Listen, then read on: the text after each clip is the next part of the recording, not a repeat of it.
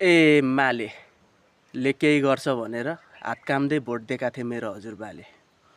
तर माले फटा निस्क्यो साले।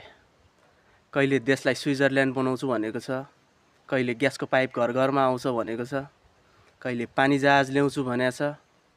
केपी ओली बाले माले दिमाग झिकेर फाले, किडनी मागेर हाले ओली बाले। हाम्रो स्थानीय जनप्रतिनिधि दिदीले पनि बजेट त झ्वाम पारे पारे।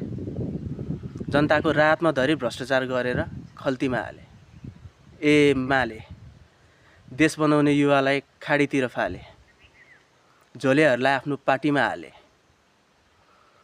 गुन्डा नाइकेहरूलाई पार्टीको टिकट दिन थाले। एमालेलाई नै नेतृत्व गर्ने केपी ओली बाले।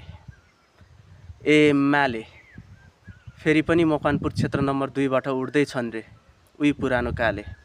तर एउटा सत्य कुरा भन्छु, चित्त नदुखाऊ एमालेको समर्थकहरू है।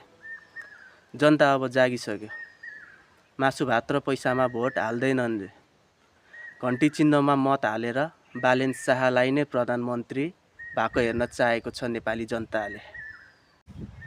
भोट भनेको भरोसा हो, खेलौना होइन है। कुर्सी भनेको सेवा हो, निजी सेना होइन है। हामी सोध्छौँ कामको हिसाब, कागजको होइन। बाचा भन्दा नतिजा देऊ, भाषण होइन है। हिसाब देऊ, बाचा पुरा गर। हिसाब देऊ, सेवा सुरु गर।